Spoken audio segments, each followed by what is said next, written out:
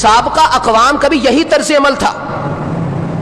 اگر ہم سورہ اعراف آیت نمبر 130 تا 132 دیکھتے ہیں کہ جس میں آل فرعون کا تذکرہ ہے، ان کو اگر کوئی اچھائی پہنچتی، کوئی بلائی پہنچتی، خوشحالی ملتی تو وہ کہتے کہ یہ ہماری صلاحیتوں کی وجہ سے ہے، یہ سب کچھ ہماری وجہ سے ہوا ہے. اور اگر خدا نہ خواستہ ان کو کوئی نقصان ہو جاتا، انہیں کوئی تکلیف پہنچتی یا ان پر کوئی آفت اور مصیبت آ جاتی تو وہ کہتے کہ یہ حضرت موسیٰ علیہ السلام اور جو ان کے ساتھ ایمان لانے والے لوگ ہیں یہ ان کی وجہ سے. اچھائی کے لیے اپنی طرف اور حضرت موسیٰ علیہ السلام کو منحوس تصور کرتے، نعوذ باللہ، کہ جو ایمان والے لوگ ہیں وہ منحوس ہیں، اور حضرت موسیٰ علیہ السلام بھی نعوذ باللہ منحوس ہیں کہ یہ ساری آفتیں، ساری مصیبتیں، سارے مسائل ہمیں انہی کی وجہ سے مل رہے ہیں. یہی نہیں بلکہ سورہ یاسین میں بھی ایک قوم کا تذکرہ ہے، ان کا بھی حال یہی ہے. وہ بھی یہی کہتے تھے کہ اِنَّا تَطَيَّرْنَا بِكُمْ لَئِن لَّمْ تَنْتَهُوا لَنَرْجُمَنَّكُمْ وَلَيَمَسَّنَّكُمْ مِنَّا عَذَابٌ عَلِيمٌ،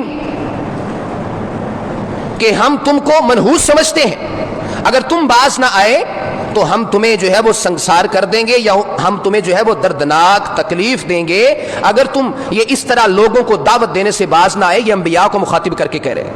اور اس کے پیچھے ریزن کیا تھی کہ جب ان پر اچھائی آتی، بلائی آتی، خوشحالی آتی تو اس کو کہتے کہ یہ ہماری وجہ سے ہے، اور نعوذ باللہ انبیاء کرام علیہم الصلوۃ والسلام کو منحوس تصور کرتے، ان سے بدشگونی لیتے. قوم سمود کا تذکرہ ہے سورہ نمل میں، اس میں بھی یہی بات ہے. قالوا اطیرنا بک وبمن معک قال طائرکم عند اللہ.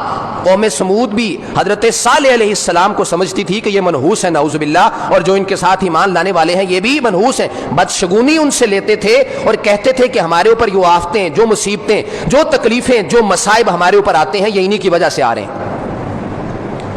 تو یہ بالکل اسی طرح کا رویہ ہے جس طرح کے آج کا مسلمان بھی کچھ اسی طرح کے خیالات رکھتا ہے.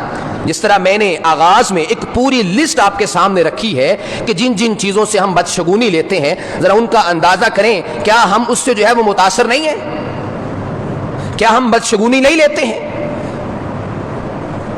عموماً یہ بات تو سننے کو ملتی ہے، اگر بچہ نیچے جو ہے وہ لیٹا ہوا ہو، کوئی اس کے اوپر سے گزر جائے تو کہہ دیں کہ اس کا قد چھوٹا رہ جائے گا، اب اس کا قد نہیں بڑھ سکتا. اور بہت ساری باتیں جو کہ میں نے پہلے ذکر کر دی ہیں ان کو دوبارہ ذکر کرنے کی ضرورت نہیں ہے. کہنے کا مطلب یہ ہے کہ بدشگونی جو ہم لیتے ہیں یہ پہلی امتوں میں بھی اسی طرح کی بدعمالیاں موجود تھیں، اور وہی بدعمالیاں آج کی قوم، آج کے نام نہاد مسلمانوں کے اندر بھی ہیں. آپ صلی اللہ علیہ وآلہ وسلم کے دور میں بھی منافقین کی یہی روش تھی.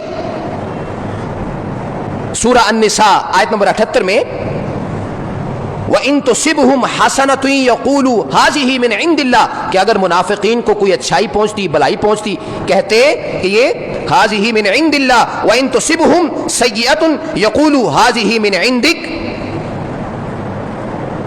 اگر بلائی پہنچتی تو کہتے یہ اللہ کی طرف سے ہے، اور اگر ان کو کوئی تکلیف پہنچتی، کوئی آفت آ جاتی، کوئی مصیبت آ جاتی، کوئی تنگی اور پریشانی میں چلے جاتے تو یہ کہتے نعوذ باللہ یہ آپ کی نحوست ہے. بدشگونی لیتے تھے.